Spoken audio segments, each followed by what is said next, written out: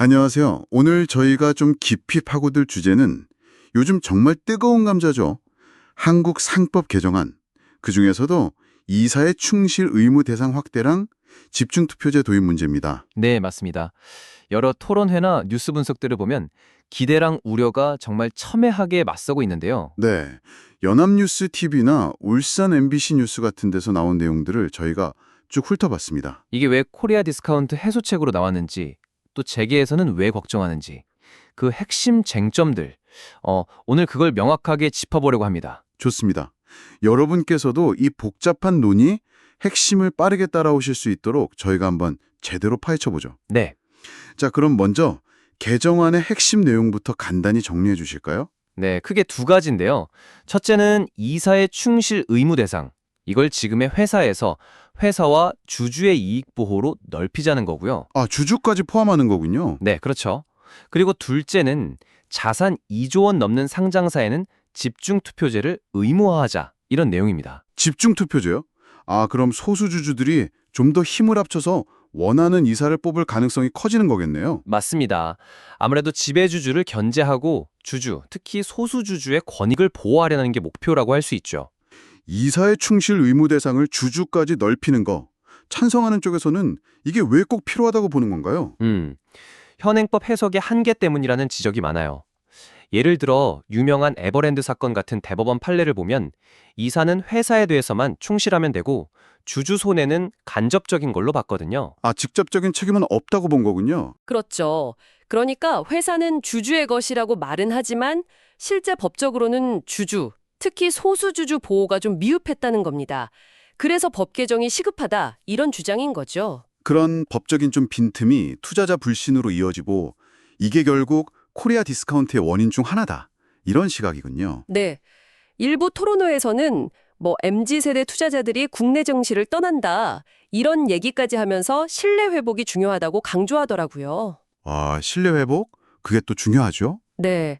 그래서 투자자 신뢰를 회복하면 자본시장도 활성화되고 기업 자금 조달도 쉬워져서 장기적으로 성장 동력이 될 거다, 이런 기대가 있는 거고요. 또 ESG 경영 흐름에도 맞는다는 거죠. 지배구조 투명성, 책임성 강화 측면에서요.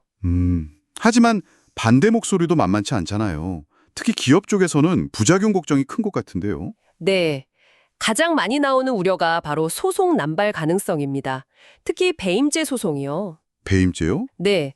이사를 상대로 소송이 너무 쉽게 제기될 수 있다는 거죠. 한국은 특히 경영상 판단이 잘못되면 형사처벌까지 갈 수 있다는 부담이 크니까요. 아, 그럴 수 있겠네요. 그러다 보면 이제 이사들이 소송 위험 때문에 좀 혁신적인 시도보다는 그냥 안전하게 방어적으로만 경영하려 들 수 있다. 그럼 기업 활력이 떨어질 수밖에 없고요. 경영 위축 가능성? 또 다른 우려는 없나요? 단기 이익만 추구하는 주주들 목소리가 너무 커질 수 있다는 점도 걱정합니다. 예를 들어서 당장 배당 늘려라, 이런 요구가 거세지면 기업이 장기적으로 꼭 필요한 R&D 투자를 줄일 수도 있잖아요. 그렇죠. 장기적인 경쟁력에는 오히려 마이너스가 될 수도 있겠네요. 수도 있다는 경계심도 있고요. 이게 대기업만의 문제는 아닐 것 같아요. 상장사의 86%가 중소 중견 기업이라는데 이 회사들은 법무팀 같은 대응 역량이 좀 부족할 수 있잖아요. 정확한 지적이십니다. 중소긴기업 입장에서는 안 그래도 힘든데 이런 경영권 방어 부담까지 커지면 이게 심해지면 차라리 상장을 안 하겠다, 이런 분위기로 갈 수도 있다는 거죠. 상장 기피 연상까지요? 네. 만약 이걸 상장사뿐 아니라 모든 회사에 적용되는 상법 자체를 바꾸게 되면 그 파급력은 훨씬 커질 수 있습니다. 비상장 중소기업이 100만 개가 넘으니까요. 아, 그래서 이걸 모든 회사에 적용되는 상법으로 개정할지 아니면 상장사 등에만 적용되는 자본시장법으로 할지 그것도 논란이군요. 네, 적용 범위 논란도 중요한 쟁점입니다. 다른 대안 같은 건 없을까요? 법 개정 말고? 법 개정보다는 세금 제도를 바꿔서 주주 환원을 유도하는 게 먼저다, 이런 의견도 꽤 힘을 얻고 있어요. 실제로 어떤 설문조사를 보니까 국민 70%가 세제 개편 우선을 원했다고 하고요. 세제 개편이요?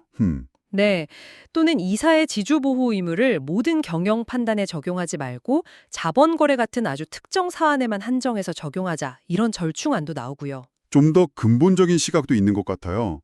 그러니까 법이나 제도를 바꾸는 것도 중요한데 결국 기업 가치를 올리는 건 그 기업 자체의 경쟁력 아니냐 이런 이야기요? 맞아요. SK 하이닉스랑 SK 이노베이션 주가 차이 같은 걸 보면 결국 시장은 기업의 실질적인 성과나 미래 가치를 보고 판단한다는 거죠. 그렇죠. 그래서 법적 장치도 필요하겠지만 기업 스스로 경쟁력을 키우고 또 소액 주주들이랑 잘 소통하면서 장기적인 신뢰를 쌓는 노력이 같이 가야 한다는 목소리도 높습니다. 사실 해외 사례를 봐도요, 미국 델라웨어 주법 같은 일부 사례는 있지만 아예 명문 규정이 없는 나라도 많고 해석도 좀 다양해서 우리한테 그대로 적용하기는 어려운 면도 있고요. 또 하나 복잡한 게 이해관계 충돌 문제 같아요. 주주들 사이에서도 단기 투자자, 장기 투자자 생각이 다를 수 있고 또 주주 이익이랑 직원이나 협력사, 지역사회 같은 다른 이해관계자들 이익이 부딪힐 때는 어떻게 해야 하나요? 바로 그 지점이 이 논의를 정말 어렵게 만드는 부분입니다. 주주 이익만 너무 강조하다 보면 기업 경영의 다른 중요한 가치들, ESG 경영에서 말하는 환경, E나 사회적 책임 S 같은 것들과 충돌할 수도 있거든요. 듣고 보니 정말 단순한 문제가 아니네요. 이번 상법 개정 논의는 그냥 법 조항 몇 개 고치는 걸 넘어서 뭐랄까 기업은 누구의 것이고 또 누구를 위해 존재해야 하는가 이런 아주 근본적인 질문을 던지고 있는 것 같습니다. 네, 정확합니다. 과연 이 법 개정만으로 고질적인 코리아 디스카운트가 다 해결되고 투자자 신뢰가 딱 회복될 수 있을까? 글쎄요. 어쩌면 이건 시작일 뿐이고 이걸 계기로 우리 자본시장에 좀 더 구조적인 문제, 그리고 기업의 지속 가능한 성장을 위해서 더 깊은 고민이 필요하다는 걸 보여주는 게 아닌가 싶습니다. 네. 여러분께서는 이 복잡한 논의 속에서 어떤 가치, 어떤 방향이 가장 중요하다고 생각하시는지요? 한번 같이 고민해 보시면 좋겠습니다.